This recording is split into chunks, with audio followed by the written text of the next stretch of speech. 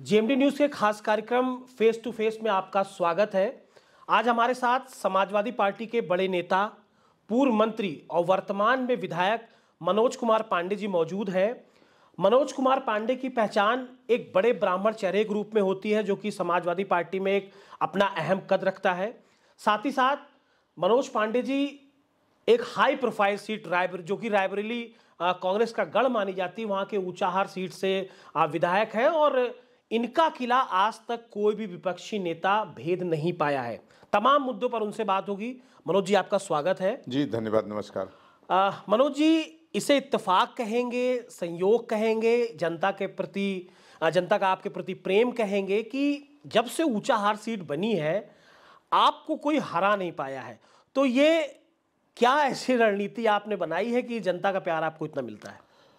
देखिए, हम जीते लगातार, वहाँ से पराजय का मुंह नहीं देखना पड़ा। तो मैं समझता हूँ कि अगर किसी को ये श्रेय जाता है तो ऊंचाहार की हमारी परिवार रूपी जो जनता है, जो हमारे वहाँ बुजुर्ग हैं, जो हमारे माताएं हैं, बहनें हैं, नौजवान साथी हैं, ये उनको श्रेय जाता है कि उन्होंने हम पर विश्वास किया और उस विश्वास को उन्होंने केवल एक बार नहीं रखा, उस विश्वास को उन्होंने बार बार बनाए रखा। देखिए, एक बार विश्वास कर लेना राजनीति में और विश्वास को प्राप्त कर लेना वो एक अलग विषय है, लेकिन वो विश्वास लगातार कई चुनाव में, 1, 2, 3, 4 चुनाव में लगातार बना रहे और जनता तमाम विपरीत परिस्थितियों का सामना करके अपने नेता को, अपने कार्यकर्ता को, अपने सेवक को मौका दे। मैं समझता हूँ कि राजनीति में इससे बड़ी उपलब्धि कोई नहीं हो सकती। मैं आभारी हूँ ऊंचाहार की जनता के प्रति, मैं आभार प्रकट करता हूँ कि उसका स्नेह आशीर्वाद हम पर बना हुआ है। बिल्कुल सही कहा आपने। और जनता जब काम देखती है, अपने नेता को देखती है, तो उसका नेता को फल भी मिलता है। मनोज जी, चूंकि ब्राह्मण चेहरे के रूप में आपकी एक अहम पहचान है, आपकी पार्टी में भी, प्रदेश में भी, लेकिन आपको नहीं लगता कि आपकी पार्टी से ब्राह्मण जो वोट बैंक है वो धीरे धीरे छिटकता चला गया? खास करके 2022 में जो चुनाव हुए, जब लग रहा था कि ब्राह्मण आपकी पार्टी की ओर आ रहा है, स्वामी प्रसाद मौर्य को लिया गया, स्वामी प्रसाद मौर्य के बयान तमाम तरह के आपने सुने होंगे, उसका कुछ असर और आखिर कारण क्या मानते हैं कि वोट बैंक ब्राह्मण छिटक रहा है? देखिए, समाजवादी पार्टी में सभी जात, वर्ग, धर्म, पंथ के का समावेश है। समाजवादी का मतलब ही यही है कि सभी जात, वर्ग और धर्म के लोग परस्पर यहाँ पर स्नेहपूर्वक रहते हैं इस पार्टी में।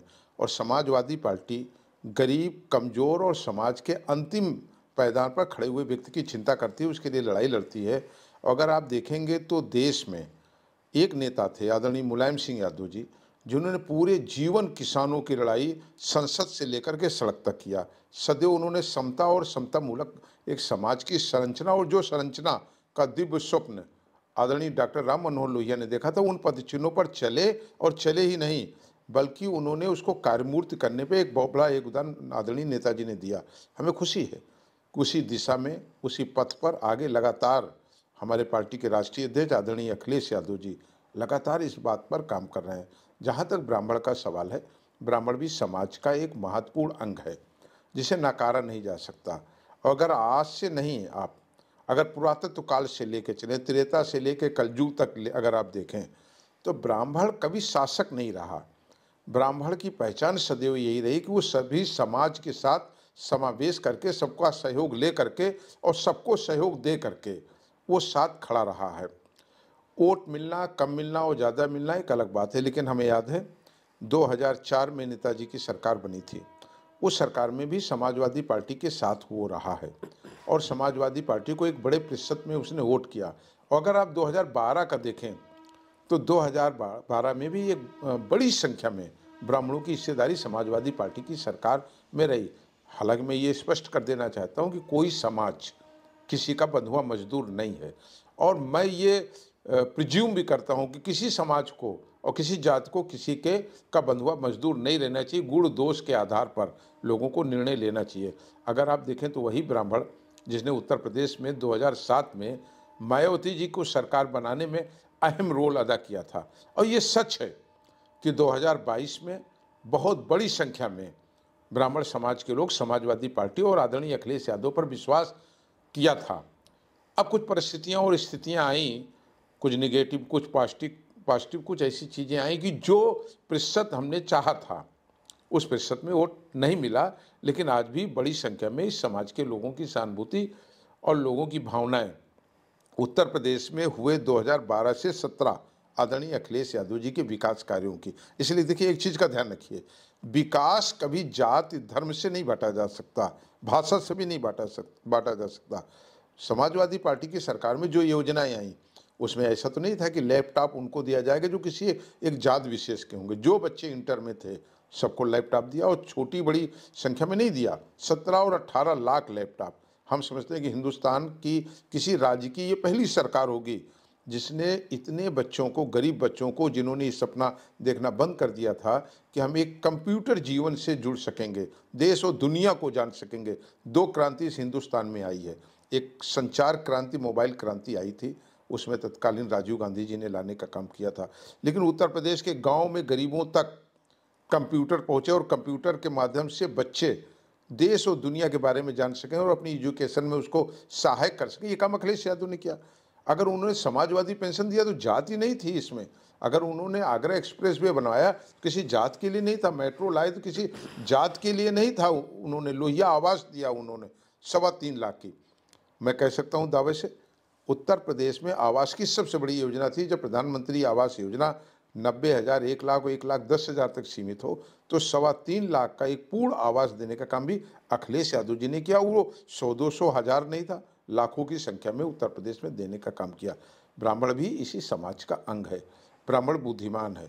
ब्राह्मण इस चीज़ को देखता है कि कौन कहाँ क्या कर रहा है। हाँ, ये ठीक है, स्वाभिमान और सम्मान सर्वोपरि है। ब्राह्मण के बारे में ये किदवंतियाँ रही हरदम कि उसने एक धोती में, एक बनियान में, एक गमछे में उसने जीवन को बिता लिया, लेकिन अपने सम्मान से उसने समझौता नहीं किया। और मैंने कहा, कभी राजा नहीं रहा, कभी वो शासक नहीं रहा। वो सदैव किसी न किसी का सहायक रहा, किसी के साथ रहा। न्याय और अन्याय के बीच में फर्क देख करके वो सदैव न्याय के साथ खड़ा होने का काम करता है। आगे भी प्रयास रहेगा कि समाज के लोग साथ रहें, और हमें उम्मीद है कि यही नहीं, सभी जात वर्ग के लोग समाजवादी विचारधारा से ओतप्रोत होकर उत्तर प्रदेश के विकास के लिए, बढ़ती हुई महंगाई के लिए, बेरोजगारों की बढ़ती हुई संख्या के लिए, अच्छी कानून व्यवस्था के लिए और अच्छे डेवलपमेंट के लिए आने वाले दिनों में समाजवादी पार्टी के विकास के कार्यों को सराहेंगे और साथ खड़े होंगे। नहीं मनोज जी, देखिए, आपके जो फैक्ट्स हैं, आपकी जो बात है वो ठीक है, लेकिन स्वामी प्रसाद मौर्य जैसे नेता अगर इस तरह के बयान देंगे, सनातनी हैं आप भी, ब्राह्मण हैं, कहीं ना कहीं तो फिर आहत होगी ना जनता। जो ब्राह्मण वोट बैंक है उसका एक छिटकने का कारण तो ये, मुझे तो ऐसा ही दिखाई पड़ता देखिए, है। मैंने सदैव कहा, भारत का कॉन्स्टिट्यूशन सभी लोगों को सेंचुरेट करता है, सभी को संतृप्त करता है और सभी को सम्मान और अधिकार देने का काम करता है। वो कोई जात के आधार पर नहीं देता। भारत का संविधान कहता है कि भारत विभिन्न धर्मों को मानने वाला देश है, विभिन्न जाति पंथ पर लोगों को विश्वास है। मेरा मानना है कि किसी को भी अधिकार नहीं है, किसी को भी संवैधानिक रूप से, कानूनी रूप से और व्यवहारिक रूप से, कि वो किसी जात या धर्म के बारे में कोई गलत शब्दों का इस्तेमाल करे, और ये कानून भी किसी को परमिट नहीं करता है। अब कानून को तोड़ने वाले लोग भी होते हैं, संविधान को भी तोड़ने वाले लोग होते हैं, समाज को भी तोड़ने वाले लोग होते हैं। तो ऐसे विध्वंसकारी लोग, वो आज से नहीं, कलयुग से लेकर के, त्रेता से लेकर के और मध्य तक वो तमाम बार उन्होंने जीवन जिया है। लेकिन इतिहास इस बात का गवाह है, सदैव देश ने और देश के इतिहास ने उन्हीं को जगह दिया है जिन्होंने जोड़ने का काम किया और सबको साथ लेकर चलने का काम किया। तोड़ने वाले लोगों का इतिहास में कोई स्थान कभी मिला नहीं है। चलिए, आपने इस मुखरता से जो बात कही है वो इशारों में हम सब समझ रहे हैं, लेकिन बीजेपी जातिवाद, परिवारवाद, इन सारे मुद्दों को जो लेकर आती है, इसका तोड़ लाना भी तो आप लोगों के लिए बहुत ज़रूरी हो जाता है। चुनाव सर पर है। देखिए, किस जातिवाद और परिवारवाद की बात आप करते हैं, जब भारत की परंपराओं में ये शामिल है कि पिता का जो बेटा होगा, जो पुत्र होगा, वही उसका उत्तराधिकारी होगा, जो जिसका नाती होगा वो उसी का उत्तराधिकारी होगा। ये पद्धति हम जो है आज बदल नहीं सकते हैं। आज कोई दूसरा तो उत्तराधिकारी नहीं होता है। उत्तराधिकारी तो निश्चित रूप से वही होता है। परंपराएं हैं, जो परिवार में व्यापार होता रहा है वहाँ पर जाहिर तौर पर ज़्यादा उसकी रुचि उसके आने वाले बच्चों की और पुश्तों की उसके व्यापार के प्रति होगी। पॉलिटिकल लोगों के परिवार के लोगों की एक जिज्ञासा एक स्वाभाविक ढंग से उस राजनीति की ही तरफ चली जाती है जहाँ उनके पिता उनके पुरखे उनके पूर्वज काम करते रहेंगे। फिर किस परिवारवाद की बात होती है और किस जातिवाद की बात होती है। जातिवाद पर मैंने बताया कि जातिवाद पर हम किसी को समृद्धशाली कर सकते हैं, योजनाओं से लाभान्वित कर सकते हैं। समाजवादी पार्टी ने कि मैंने जितनी योजनाएं बताई उनमें कोई बहस कर ले, दुनिया का कोई व्यक्ति भी आमने सामने में चुनौती देता हूं कि वो डिबेट कर ले, उसमें कोई जातिवाद नहीं था। अगर आप सरकार देखें, 93 की सरकार देखें, 2004 की सरकार देखें और 2012 की सरकार देखें, तो क्या समाजवादी पार्टी की उन सरकारों में किसी एक जाति विशेष के लोग ही मंत्री थे? आप देखें 2004 की सरकार में मैं मंत्री था, माता प्रसाद जी थे, ब्रह्माशंकर त्रिपाठी जी थे, कामेश्वर उपाध्याय थे और यही नहीं, एक बड़ी श्रृंखला रही। 93 की भी सरकार में आप देखें तो सभी जात के लोग, क्षत्रिय, ब्राह्मण, वैश्य, हमारे पिछड़ी जात के भाई, हमारे दलित समाज के भाई, इन सबके समावेश से सरकारें बनी थी और सब लोगों का मंत्रिमंडल में अगर आप उनका संतुलन देखें तो एक संतुलन था, सभी वर्ग के लोग थे। अगर 2012 से 17 की भी सरकार देखें तो उसमें भी एक बहुत बड़ा संतुलन था। 7-7 लोग ब्राह्मण समाज से, 6 लोग हमारे क्षत्रिय समाज से, 3 लोग हमारे वैश्य समाज से, हमारे अदर बैकवर्ड समाज से तमाम लोग मंत्रिमंडल में थे और उन्होंने सरकार को सामूहिक रूप से चलाने का काम किया, अपनी दायित्वों को पूरा किया।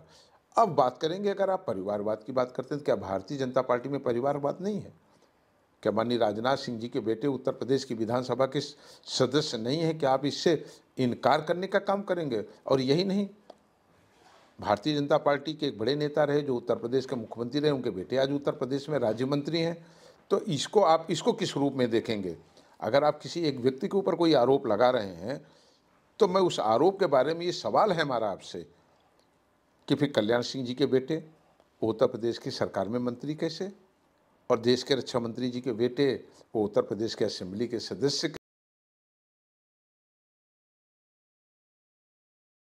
वादी नहीं है? ये परिवारवाद नहीं है।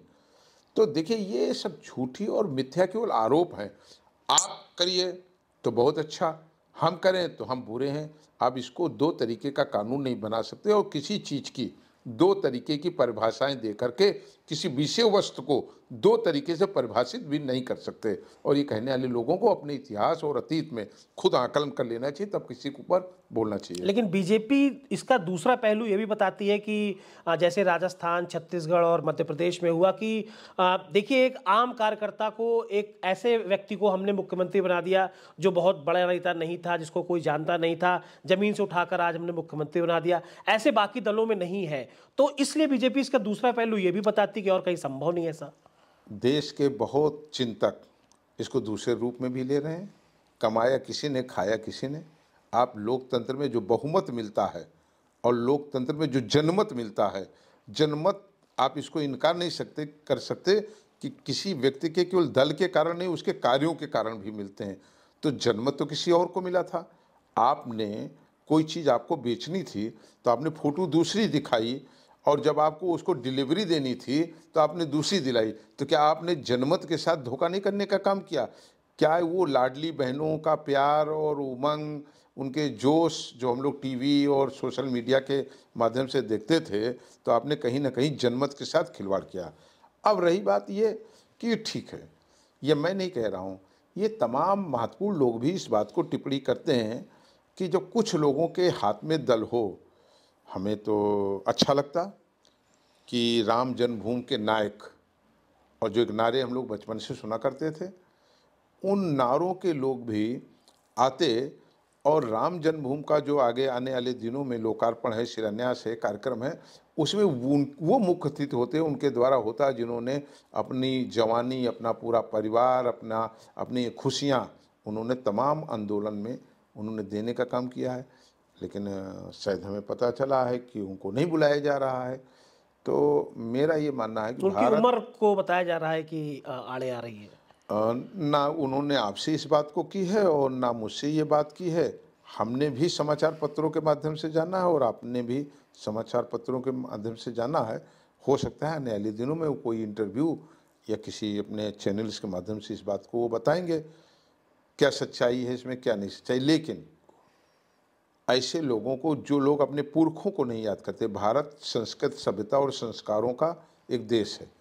दुनिया में अगर सबसे बड़ी पहचान है तो भारत की विराट संस्कृति, सभ्यता और संस्कार। और इस संस्कार में हम अपने बड़ों के ही आशीर्वाद से आगे चलने का काम करते हैं, और ऐसे शुभ कार्य हम अपने बड़ों के द्वारा ही कराने का हमारे यहाँ रिवाज रहा है। अब ये ठीक है कि कोई उस रिवाज का पालन करता है, कोई उस रिवाज का पालन नहीं करता है, लेकिन ये ज़्यादा उन लोगों के ऊपर जिम्मेदारी हो जाती है जो सबसे बड़े संस्कारित लोग हैं, जो दूसरों को असंस्कारित कहते हैं। उनको इस लकीर को ठीक रखना चाहिए कि संस्कार की जिन लोगों ने ठेका ले रखा है, उनको उस संस्कार का पालन करना चाहिए। लेकिन प्राण प्रतिष्ठा है अगले महीने, एक तैयारी की जा रही है, एक माहौल बनाया जा रहा है, तो ये चिंताजनक आप लोगों के लिए भी हो जाता है कि एक बार फिर से? कोई चिंताजनक नहीं है। कोई भी देवी और देवता जो हमारे आस्था के विषय हैं, वो किसी एक व्यक्ति की पर्सनल प्रॉपर्टी नहीं है। भगवान राम सबके आराध्य हैं, और जब हम ये उपमा देते हो कि कड़-कड़ में राम है, तो आप राम को किसी एक व्यक्ति के या किसी एक संस्था के लिए आप उनकी प्राइवेट प्रॉपर्टी नहीं घोषित कर सकते हैं। सरकार या जो भी लोग उसमें अगुवाई कर रहे हैं, तो आज अगर मेट्रो अखिलेश जी ने बनवाई है, तो आदरणीय अखिलेश जी नहीं कहते हैं कि मेट्रो में केवल समाजवादी बैठे हैं या एक्सप्रेस वे में केवल समाजवादी लोग चलें। राम सबके हैं और हम राम के हैं। तो राम किसी के प्राइवेट प्रॉपर्टी नहीं है, वो हमारे आस्था का विषय है। लेकिन आस्था हमारी एक अटल सच है जिसमें कोई समझौता नहीं है। लेकिन भूख भी हमारी एक कड़वी सच्चाई है, बेरोजगारी भी हमारी कड़वी सच्चाई है। जिस देश में हम नारे लगाते हों जय जवान जय किसान, तो आज क्या ये हालात नहीं है कि जिस तरीके से देश के बॉर्डर पर खड़ा हुआ टकटकी लगाए हुए एक सैनिक ये देखता रहता है कि कोई विदेशी सैनिक उसकी सीमा में घुसपैठ न कर जाए, आज भारत के अन्नदाताओं की और उत्तर प्रदेश के अन्नदाताओं की उससे भी कितनी बड़ी चुनौती है कि आज हमारा अन्नदाता, जिसको हम नारा देते थे जय जवान जय किसान, मैं दुखी हूँ, व्यक्तिगत दुखी हूँ। मैं किस बात पर कोई राजनीति नहीं करना चाहता, लेकिन मैं कहना चाहता हूँ भारत किसान प्रधान देश है, कृषि प्रधान देश है। अन्नदाता भूखा रहेगा, हम देश को कभी समृद्धशाली और मजबूत घोषित नहीं कर सकते। भारत और उत्तर प्रदेश की 62% आबादी आज इन ठिठुरती हुई सर्दियों में कंबल और रजाई से दूर कर रह करके डंडा लेकर के खेत की मेड़ों पर छुट्टा जानवरों से केवल अपने खेत को बचाने के लिए लड़ाई लड़ रहा है। आज भी जिस भारत में और जिस उत्तर प्रदेश में 1982 में 3 रुपये 40 पैसे का पेट्रोल बिकता रहा हो, 2 रुपये 40 पैसे का प्रति किलो गेहूं बिकता हो, पेट्रोल 100 रुपये में बिक गया, लेकिन आज भी गेहूं की लागत, उसके उत्पादन के मूल्य की लागत 2200-2300 रुपये में बिक रही है। तो कहीं ना कहीं भारत के लिए और किसानों के लिए ये दुर्भाग्यशाली लक्षण है। हम जो भी सरकारें हों, हमारी तो जब सरकार रही है उसने किसानों के लिए काम किया, वो चाहे आदरणीय नेताजी रहे हों और चाहे आदरणीय अखिलेश जी रहे हों। आज किसान दुर्घटना बीमा योजना किसकी लाई हुई है? ये आदरणीय अखिलेश यादव जी की लाई है कि अगर कोई किसान दुर्घटना में मरेगा तो आदरणीय अखिलेश यादव जी ने तय किया था कि 5 लाख रुपए की मदद उस किसान परिवार को हम देने का काम करेंगे। तो आज जब किसान दुखी है, नौजवान बेरोजगार दुखी है, तो कौन से सपने दिखाए जा रहे हैं? बेरोजगारी बढ़ती चली जा रही है। महंगाई के आंकड़े क्या हैं आज? आप कहते हैं मनरेगा में मजदूरी करने वाले लोगों को आप ये जवाब देते हैं कि हमने इन्हें रोजगार दे दिया। तो ये भारत के उन तरुणाई को, युवाओं को, जो भारत का भविष्य हैं, जिन्होंने बड़ी मेहनत से पढ़ाई करने का काम किया, उनके गरीब माता पिता ने गेहूं बेचकर उन्हें पढ़ाने का काम किया है, अगर वो रोड पर डिग्रियां लेकर के दर दर की ठोकर खाएंगे, ये उत्तर प्रदेश और देश के लिए चुनौती है।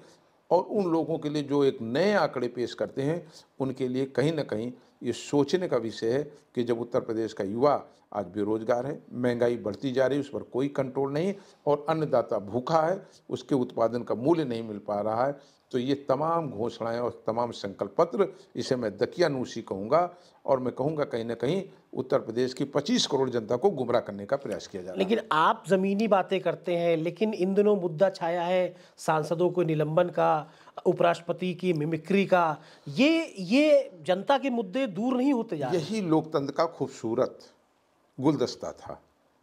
आपके बगल में गुलदस्ता है, भले ही वो आर्टिफिशियल हो, उसमें गुलाब भी है, उसमें कमल भी है, उसमें चमेली भी होगा, लेकिन एक फूल से आप कभी गुलदस्ता नहीं कह सकते। भारत का लोकतंत्र की खूबसूरती यही है कि पक्ष और विपक्ष बैठ करके, चाहे वो लेजिस्टिक असेंबली विधानसभाएं हो और चाहे देश की पार्लियामेंट हो, उसमें जनहित के मुद्दे उठाता है और सरकार की उन चूकों और कमियों को भी इंगित करता है, और तमाम विपक्ष के द्वारा ही सरकार को ऐसे सुझाव भी दिए जाते हैं जिनको पूरा करने पर जनहित के कार्य ज़्यादा अच्छे हो सकते हैं। भारत का ये इतिहास रहा कि पार्लियामेंट में अगर आप तमाम डिबेट्स को देखें, चाहे जवाहरलाल नेहरू जी प्रधानमंत्री रहे हों, चाहे इंदिरा जी प्रधानमंत्री रही हों, चाहे राजीव गांधी जी रहे हों, चाहे चौधरी चरण सिंह जी रहे हों, चाहे आदरणीय देवगौड़ा जी रहे हों, ये विपक्ष, तब भारतीय जनता पार्टी भी विपक्ष में रही। और आदरणीय अटल जी बोलते थे, तो हमें एक घटना हमने पढ़ा इतिहास में कि उन्होंने अपने संस्मरण में लिखा कि आज ये हमें लोकसभा सूनी सूनी लग रही है, इसलिए कि अटल जी ने भारत सरकार के आए हुए बजट पर अपनी टिप्पणी नहीं की, इसकी कमियां नहीं बताई, तो हम इसके लिए कोई और तिथि तय करेंगे। जब तक अटल जी इनकी कमियों को नहीं बताएंगे तब तक हम नहीं मानेंगे कि बजट अपूर्ण है। इस सोच को भी लेकर के चलने वाले लोग इस देश में थे। यही पक्ष और विपक्ष है। अब उनका अगर निलंबन हो रहा है, और इस भावना से निलंबन हो रहा है कि वो अपोजिशन के मेंबर ऑफ पार्लियामेंट है, ये दुर्भाग्यशाली है। लोकतंत्र तभी बचा रहेगा। मैंने भी आने वाले पिछले हाउस में भी इस बात को मैंने कहा और पूरे सदन के सामने कहा कि लोकतंत्र का बहुत महत्वपूर्ण पहलू विधायिका है। विधायिका को अगर आप कमज़ोर करेंगे तो मजबूत लोकतंत्र की परिकल्पना आप नहीं कर सकते। हिंदुस्तान की पहचान भी पूरे विश्व के पटल पर इसीलिए है कि सबसे खूबसूरत, सबसे मजबूत अगर डेमोक्रेसी कहीं है तो भारत में है। मैं निवेदन करूंगा, विनती करूंगा उन लोगों से, सत्ता में आप बैठ रहे हैं, इस पर मनोज पांडे को कोई दिक्कत नहीं है। आपको जनमत मिला है, इसमें भी मनोज पांडे को कोई दिक्कत नहीं है, लेकिन इस जनमत को जिन लोगों ने दिया है उनके लिए लोकतंत्र जो तोहफा भारत के तमाम लोगों ने अपने जीवन को बलिदान करके देने का काम किया है, उसको न कमज़ोर करिए, न तोड़िए। उसको बचा के रखने की जिम्मेदारी जनमत ने आपको दिया है। अगर उसके साथ धोखा करेंगे, लोकतंत्र बिगड़ेगा, देश बिगड़ेगा। इसलिए देश को बचाना जरूरी है, सत्ता बने या न बने। लेकिन अब गठबंधन की बात एक बार फिर से हो रही है, लेकिन 17 हो 19 हो, एक्सपीरियंस बड़ा कड़वा रहा है समाजवादी पार्टी का, तो फिर से वही गठबंधन की बात, उसका नुकसान देखिए, तो नहीं पॉलिटिकल होगा? सिनेरियो भी एक खेल है। हम लोग कभी खेलते हैं, मैच को हार जाते हैं, कभी मैच को जीते भी हैं हम लोग। इसी गठबंधन में भारत में आदरणीय देवगौड़ा जी के नेतृत्व में जनता पार्टी की सरकार भी बनी है। जनता पार्टी की भी बनी है और जनता दल की भी बनी है, मोर्चा की भी बनी है, तो सरकारें बनी हैं। और कभी कांग्रेस का जब की बात थी तो कांग्रेस के खिलाफ भी जो है विपक्ष इकट्ठा हुआ है, चाहे वो जनता पार्टी के रूप में इकट्ठा हो और चाहे जनता दल के रूप में इकट्ठा हो। कभी भाजपा रही है, कभी नहीं रही, जनसंघ के समय भी तमाम बने हुए हैं। तो ठीक है, कभी हम गठबंधन से जीते भी हैं, कभी गठबंधन से हम अपने लक्ष्य तक नहीं पहुंच पाए। किसी चुनाव को और किसी लक्ष्य को ना पाने का मतलब ये नहीं है कि हम निराश हैं और हम हार गए। हम ये मान करके चलते हैं कि हमें और अच्छी कोशिश करनी चाहिए। और हमें लगता है कि भारत में जो इंडिया गठबंधन बन रहा है, भारत की आज़ादी से लेकर आज तक के इतिहास में इतना एकजुट, बहुमत का और इतनी विचारधाराओं का, मजबूत लोगों का गठबंधन शायद ये इतिहास में पहली बार बन रहा है। और मुझे पूरी उम्मीद है इंडिया गठबंधन देश में एक नया फैसला और एक नया निर्णय कराएगा और जनता कहीं ना कहीं गठबंधन को मदद करने का काम करेगी। सपा को कमान मिले इंडिया गठबंधन का, इसको लेकर आप लोग मांग करेंगे? क्योंकि अब सबसे बड़े नहीं, दल। कोई मांग करने की ज़रूरत नहीं है और हमारा काम भी नहीं है, ये हमारा राष्ट्रीय नेतृत्व तय करेगा इसको। लेकिन जो चीज़ सामने है, अगर उत्तर प्रदेश में कोई लड़ रहा है तो अखिलेश यादव जी लड़ रहे हैं और समाजवादी पार्टी लड़ रही है, तो ये पूरा देश देख रहा। और किसी का सबसे मजबूत आधार है तो समाजवादी पार्टी का। ये ठीक है, आंकड़े के खेल हैं, कभी कुछ आंकड़ों से हम हार गए, लेकिन क्या 2022 36.9% वोट हम पाए और हमसे 2-2.5% वोट ज़्यादा पा करके एक दूसरी पार्टी ने सत्ता में आ गई। हम 78 सीटें, 500 और 700 और 38 वोट और 40 सीटों के बीच में हम हार गए। ठीक है, उनमें कोई कमियां रही होंगी, उस कमियों को समाजवादी पार्टी ने ठीक किया है। और आज हम कह सकते हैं कि समाजवादी पार्टी ही सबसे मजबूत पार्टी जो बूथों तक है, गांव के पूर्वा तक है, घरों तक है। और समाजवादी पार्टी लोकसभा के चुनाव को आदरणीय अपने राष्ट्रीय अध्यक्ष जी के दिशा निर्देशन में पूरी मजबूती से गांव-गांव और बूथ-बूथ पर इसकी तैयारी कर रही है। आने वाला दिन सुखद होगा, परिणाम बहुत अच्छे होंगे और हमें लगता है कि एक नया इतिहास समाजवादी पार्टी उत्तर प्रदेश में बनाने जा रही है। और कोई नया हम कल्पना के आधार पर करने नहीं जा रहे हैं। इसे उत्तर प्रदेश में समाजवादी पार्टी ने 39 सीटें जीत करके और पार्लियामेंट में पहुंच करके भारत की तीसरे नंबर पार्टी के रूप में दर्ज कराने का काम किया है। यही जनता थी और यही समाजवादी पार्टी विचारधारा थी। और हमें पूरा इस बात की हमको उम्मीद है कि आने वाले दिनों में जब पार्लियामेंट का चुनाव होगा तो एक बड़ा निर्णय उत्तर प्रदेश की जनता समाजवादी पार्टी के पक्ष में करेगी। दो सवाल आपके उन दलों के बारे में जिनसे गठबंधन रहा है। पहला, कांग्रेस यूपी जोड़ो यात्रा की शुरुआत कांग्रेस ने की है, तो यूपी को जोड़ने की ज़रूरत क्यों पड़ रही है? यूपी कहाँ टूटा है और संदेश जो कांग्रेस देना चाह रही है उससे समाजवादी पार्टी कितना इत्तेफाक रखती है? देखिए, एक पॉलिटिकल दल है, उस पॉलिटिकल दल के अलग लीडर हैं, यद्यपि वो इंडिया गठबंधन के एक महत्वपूर्ण हिस्से हैं। ये उनकी अपनी स्ट्रेटजी है, वो निकल रहे हैं। और पद यात्राओं का इस देश में इतिहास रहा है।